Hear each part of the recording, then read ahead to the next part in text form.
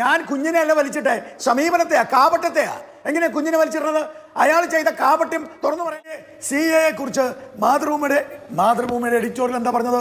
CAA കുറിച്ച് എന്താണ് പറഞ്ഞത്? നിങ്ങൾ എന്ത് അടിസ്ഥാനത്തിലാ CAA കുറിച്ച് സംസാരിക്കുന്നത്? ഇനിയൊട്ട് തിരിച്ചറിയാൻ പോകുന്നില്ല. അല്ലാതെ തുള്ളണ്ട മാധു, അതിനുള്ളതൊന്നും ഇല്ല.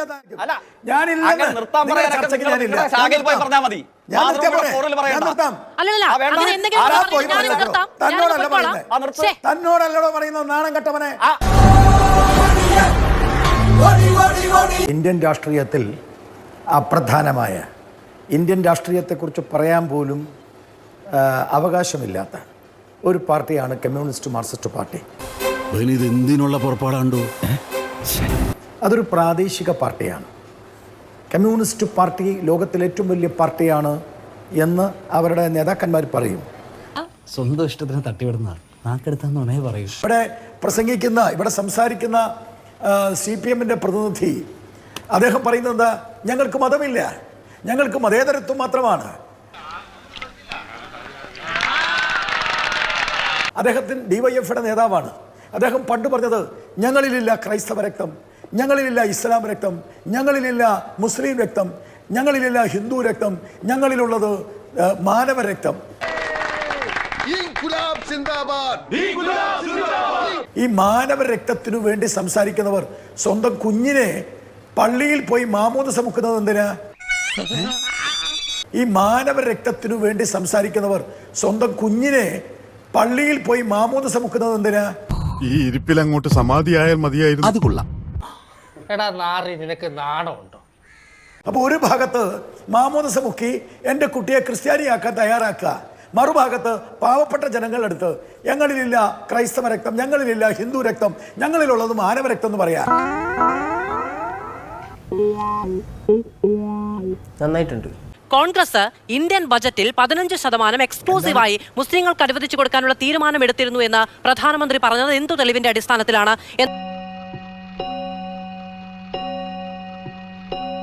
CAA സിറ്റിസൺഷിപ്പ് അമെൻമെന്റ് ആക്ട് ഏതെങ്കിലും മുസ്ലിം ജനങ്ങൾക്ക് വിരുദ്ധമാണോ ഇന്ത്യയിലെ? അല്ലല്ലോ. പക്ഷേ ഈ CAA കുറിച്ച് കോൺഗ്രസ് എന്താ കേരളത്തിൽ പറഞ്ഞത്? പിണറായി വിജയൻ മറ്റേ മലപ്പുറത്ത് പോയി പ്രസംഗിച്ചില്ലേ? കാര്യങ്ങളൊക്കെ കൈവിട്ട് പോയല്ലോ. രണ്ടാം കിട പൗരന്മാരാക്കാനാണ്, ഈ ഇന്ത്യയിലെ മുസ്ലിങ്ങളെ രണ്ടാം കിട പൗരന്മാരാക്കാൻ വേണ്ടിയാണ് BJP CAA കൊണ്ടുവന്നത് എന്ന് പറഞ്ഞ് പ്രസംഗിച്ചില്ലേ? അതിൽ ഞാൻ ഇന്ന് ഖേദിക്കുന്നു. ഞാനൊരു സത്യം പറഞ്ഞ് വിശ്വസിക്കൂ. എനിക്കത് ഓർമ്മയില്ല. അപ്പൊ ഇവർക്ക് എന്തും പറയാം, ഞങ്ങൾക്ക് പറയാൻ പാടില്ല. മൻമോഹൻ സിംഗിന്റെ സ്റ്റേറ്റ്മെന്റിൽ മുസ്ലിം എന്ന പദമുണ്ടോ ഇല്ലയോ? ഒരൊറ്റ ചോദ്യം ഞാൻ ചോദിക്കാം നിങ്ങളോട്. മൻമോഹൻ സിംഗ് 2006 പറഞ്ഞതിൽ മുസ്ലിം എന്ന് പറയുന്ന ഒരു സ്റ്റേറ്റ്മെന്റ് ഉണ്ടോ ഇല്ലയോ? എന്താ എന്റെ ഉദ്ദേശം? രാജ്യത്തിന്റെ വിഭവങ്ങൾ, ആ വിഭവങ്ങളിലെ പ്രധാനപ്പെട്ട അവകാശി മുസ്ലിം എന്ന വാക്ക് ഉപയോഗിച്ചിട്ടുണ്ടോ ഇല്ലയോ? അതുകൊണ്ടാണ് ഞങ്ങൾ പറയുന്നത് ബജറ്റ് എന്ന് പറയുന്നത് ഈ ഭാരതത്തിലെ മുഴുവൻ ജനങ്ങൾക്കാ. അത് മതപരമായി വിഭജിച്ചു കൊടുക്കേണ്ടതല്ല. അപ്പൊ ഞാൻ പൊട്ടനാ? ബജറ്റിൽ 15% എക്സ്ക്ലൂസീവായി വിഭജിച്ചു കൊടുക്കും മുസ്ലിങ്ങൾക്ക് എന്ന് മുൻ പ്രധാനമന്ത്രി മൻമോഹൻ സിംഗ് പറഞ്ഞിട്ടില്ല. മുസ്ലിം എന്നല്ല, പുവർ മുസ്ലിം എന്നാണ് പറഞ്ഞത്. അതിനു മുൻപ് ആദിവാസികൾ എന്നടക്കമുള്ള പരാമർശങ്ങളുണ്ട് എന്നത് ഞാൻ അങ്ങയുടെ മുന്നിലേക്ക് വെക്കുന്നു. അങ്ങേക്ക് അടുത്ത ഘട്ടത്തിൽ അതിനെ ഗണിക്കുകയും ചെയ്യാം. പണിയെടുത്ത് തിന്നണമെന്നൊക്കെ ആഗ്രഹമുണ്ട് സാറേ, പക്ഷെ പറഞ്ഞു പറ്റിച്ച് തിന്നാലേ വായിന്നിറങ്ങുള്ളൂ എന്ന് പറഞ്ഞിട്ടുണ്ട്. അല്ലല്ല, മുസ്ലിം എന്ന് പറഞ്ഞിട്ടുണ്ട്. അതിന്റെ കൂടെ പിന്നാക്ക വിഭാഗങ്ങൾ, ആദിവാസികൾ, മുസ്ലിം എന്ന് തുടങ്ങി. അല്ലല്ല, അതെങ്ങനെയാ? മറ്റുള്ളതൊക്കെ നിങ്ങൾ കണ്ണടച്ച് കളയും. മുസ്ലിം എന്ന് പറയുമ്പോൾ മാത്രം നിങ്ങൾക്ക് പെട്ടെന്ന് അങ്ങ് കൊണ്ടുപോകും അല്ലേ? ചാടി എഴുന്നേറ്റ് പഞ്ചായത്ത് ഗ്രൗണ്ട് വഴി 2 റൗണ്ട് ഓടി ഒന്ന് പോടോ. 2019 ധൂംകയിൽ ജാർഖണ്ഡിൽ പ്രധാനമന്ത്രി പറഞ്ഞതാ, CAA-ക്കെതിരെ പ്രൊട്ടസ്റ്റ് ചെയ്യുന്നവരുടെ വസ്ത്രം കണ്ടാൽ അറിയാം എന്ന് പറഞ്ഞത് എന്ത് വിചാരിച്ചിട്ടാണ്? സംശയം ശരിയല്ലേ? പ്രതിഷേധിക്കുന്നവരുടെ വസ്ത്രം മാത്രമല്ല, രൂപം കണ്ടാലും അറിയാം. നിന്റെ ചാട്ട എങ്ങോട്ടാണെന്നൊക്കെ എനിക്ക് മനസ്സിലാകുന്നുണ്ട്. CAA കുറിച്ച് മാതൃഭൂമിയുടെ എഡിറ്റോറിയൽ എന്താ പറഞ്ഞത്? CAA കുറിച്ച് എന്താണ് പറഞ്ഞത്? നിങ്ങൾ എന്തടിസ്ഥാനത്തിലാ CAA കുറിച്ച് സംസാരിക്കുന്നത്? ഇനിയൊട്ട് തിരിച്ചറിയാൻ പോകുന്നില്ല. അല്ലാതെ തുള്ളണ്ട മാധു, അതിനുള്ളതൊന്നും ഇല്ല. താൻ കാരണം നോക്കി ഒന്ന് പൊട്ടിക്കണമെന്ന് എപ്പ വിചാരിച്ചോളൂ. ദൈവം അത് ഇത്രയും എന്നെ ഇളക്കണ്ട കേട്ടോ. അങ്ങയുടെ ത്രാസ് ശരി, നിങ്ങളെ സഹതാപമുണ്ട്.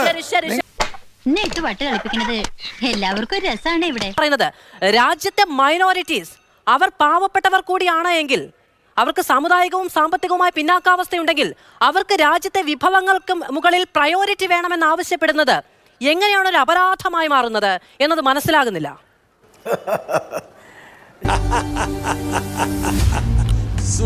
എൻ്റെ ഈ CPM പ്രതിനിധിയോട് പറയാൻ ആഗ്രഹിക്കുന്നത്, എൻ്റെ പൊന്നു ചങ്ങാതി, ഈ മാനവ സ്നേഹവും മാനവനായി ജീവിക്കണമെന്നും മാനവനായി കഴിയണമെന്നും ഞങ്ങളിൽ ക്രൈസ്തവ രക്തമില്ലെന്നും ഒക്കെ പ്രഖ്യാപിച്ചത് ഞാനല്ല, നിങ്ങളാണ്. ഇവിടെ പറയുന്ന നിനക്കില്ലേലും കേൾക്കുന്ന എനിക്കില്ലടാ ഒരു ചളുപ്പ്.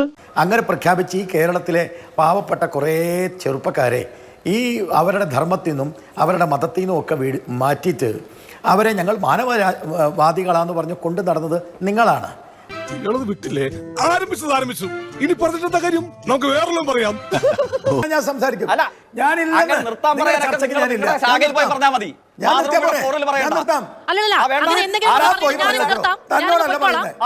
തന്നോടല്ലടോ പറയുന്നത്, നാണം കെട്ടവനെ.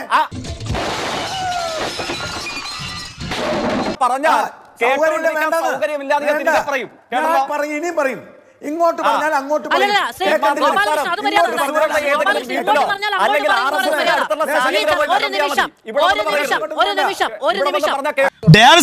സംസാരങ്ങൾ ക്ലിയർ ആയിരിക്കണം. അയാൾ, ഞാൻ കുഞ്ഞിനെയല്ല വലിച്ചിട്ടെ, സമീപനത്തെയാ, കാപട്യത്തെയാ. എങ്ങനെ കുഞ്ഞിനെ വലിച്ചിടുന്നത്? അയാൾ ചെയ്ത കാപട്യം തുറന്നു പറയണ്ടേ? കേരളത്തിലെ വലിയ ഒരു മാധ്യമം തന്നെയാണ് ഈ സാധനം വെളിയിൽ കൊണ്ടുവന്നത്. നിങ്ങൾ മനസ്സിലായി, മാധ്യമ പ്രവർത്തകരാണ്. നിങ്ങൾക്ക് പൊളയ്ക്കുന്നുണ്ടാവും, എനിക്കില്ല. ഞാൻ പറയും, ഞാൻ നാളെ പറയും. വിളിച്ചാൽ മതി.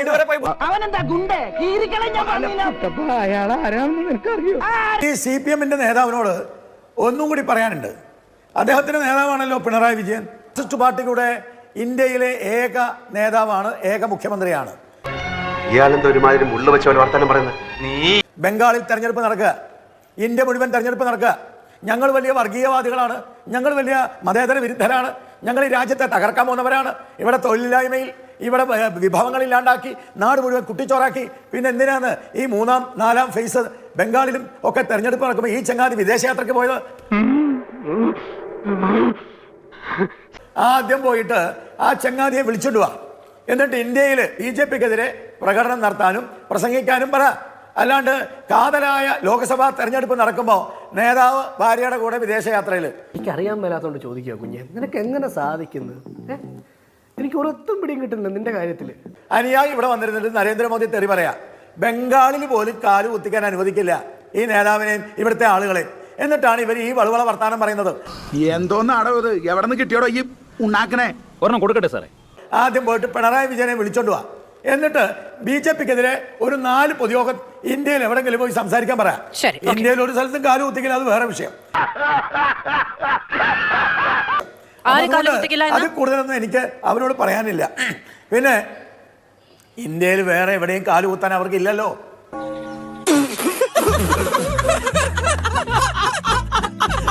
അനിയാ പോട്ടെ, അമ്പിമോനെ പോട്ടറാ. സാറേ ഒന്നും വിചാരിക്കില്ലേ മക്കളെ, മാമനോടൊന്നും തോന്നല്ലേ?